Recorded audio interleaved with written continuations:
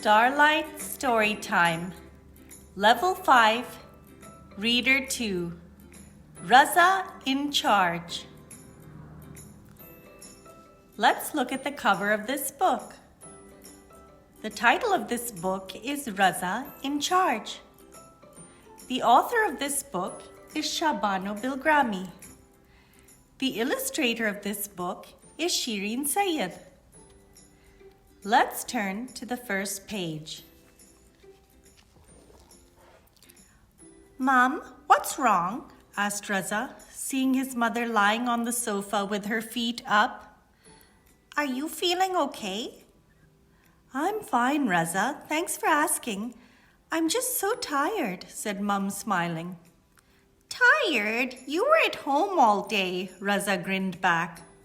"Oh, so you think I don't do anything at home?" asked Mum, frowning. "No, I didn't say that," said Raza. "It's just that I go to school and then I have all of this homework to do. You're lucky you don't have homework." Mum laughed.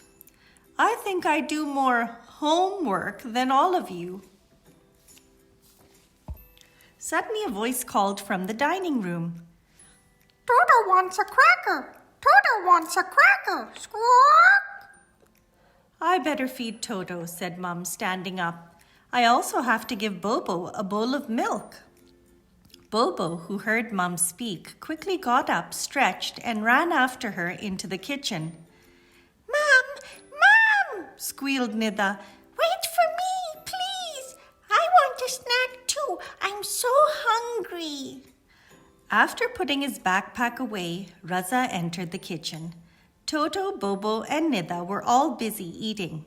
Mum was chopping vegetables at the counter. "Mom, I thought you were tired," asked Raza. "Why don't you go and lie down?" Just then, Sarah ran into the kitchen. She was very upset. Her history project was due the next day and she had completely forgotten to do it.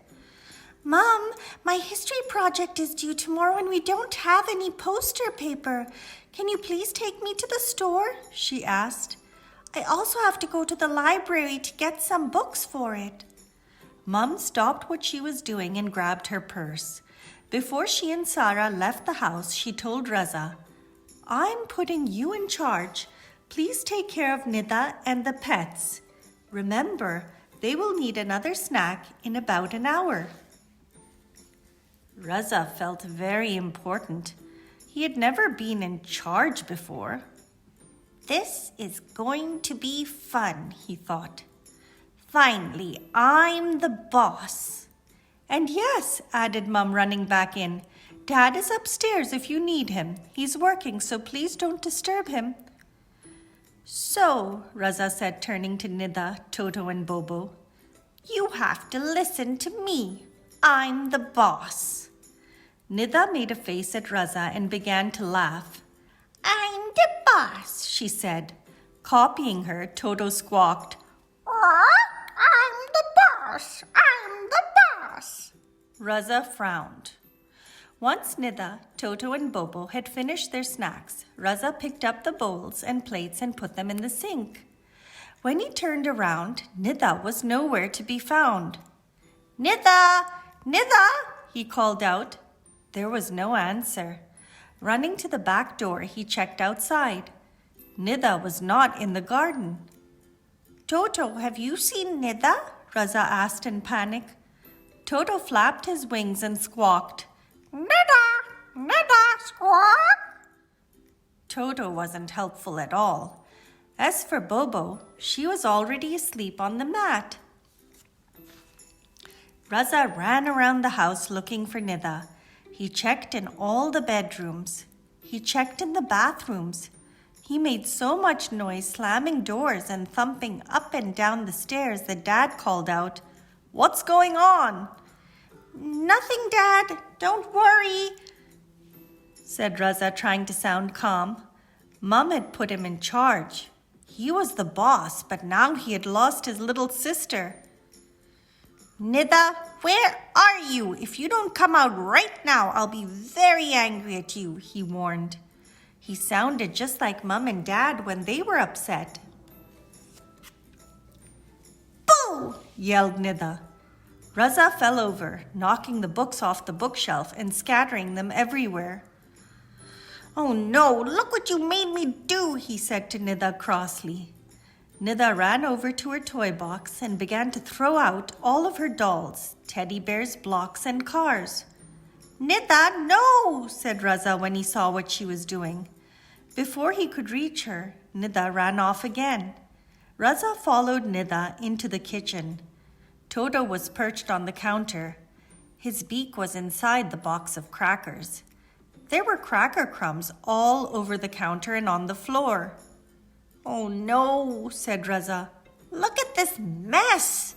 He carried Toto over to his cage, put him inside, and closed the latch. Naughty Toto, he scolded. No more crackers for you. Toto sulked in a corner of his cage.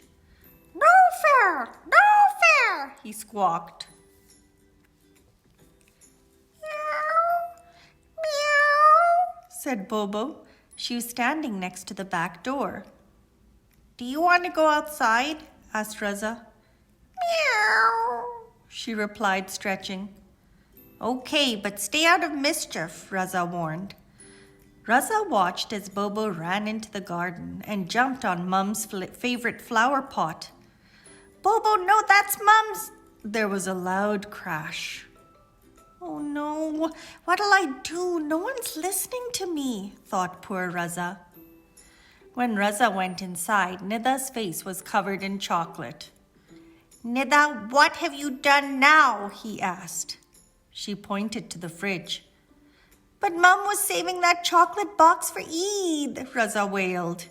Nida ran around the kitchen. She left handprints everywhere she went. Once she was in the living room, she gave the television a big chocolatey kiss. Nida, stop! You're making a huge mess everywhere. Mum will be so upset, yelled Raza.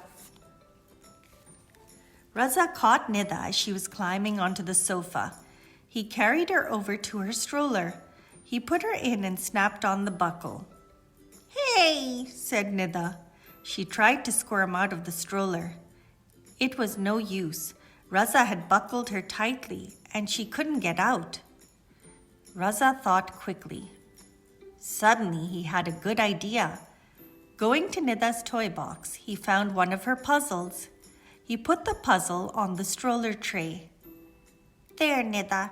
Let's see how quickly you can do this, said Raza, pointing to the puzzle pieces. Nida clapped her sticky hands. Next, Raza took out the cleaning supplies and the towels. First, he swept the kitchen floor and wiped the counters. Then he put away the cracker box. He wiped the fridge and the television till they were sparkling. He put the books back on the shelves. He cleaned up the big mess Nida had made near her toy box. He wiped the sofa cushions where Nida had left her handprints. He also wiped Nida's face and hands. Finally, he went outside and swept up the broken flower pot.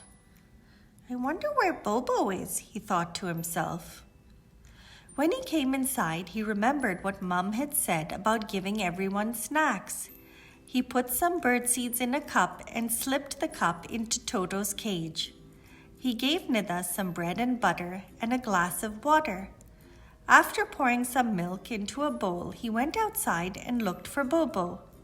Where did she go? Raza searched for her everywhere.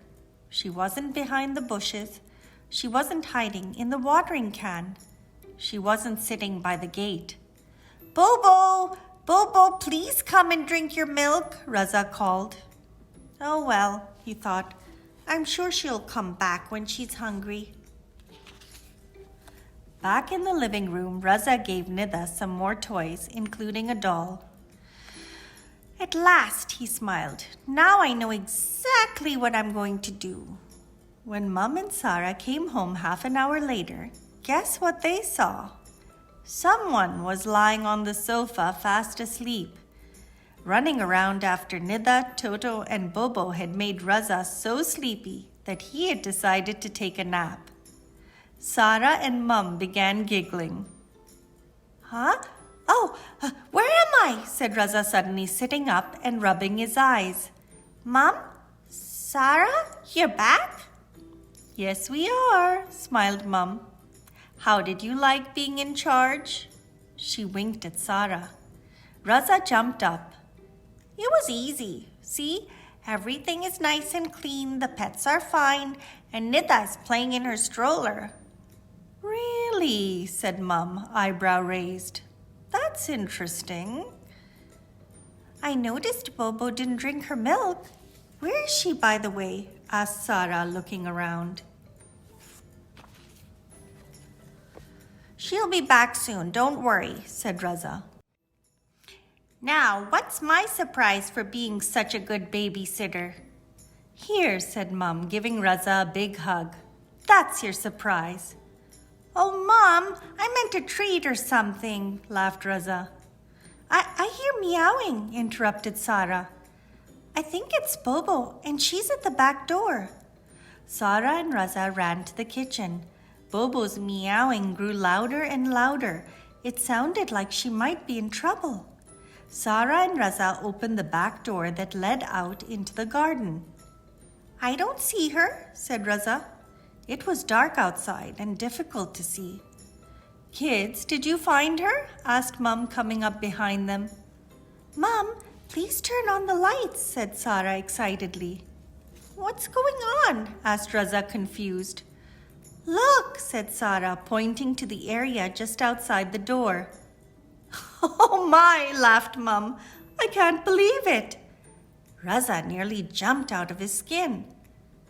When Bobo went outside, she was alone. There on the doorstep was Bobo and 6 of the cutest kittens that Raza had ever seen.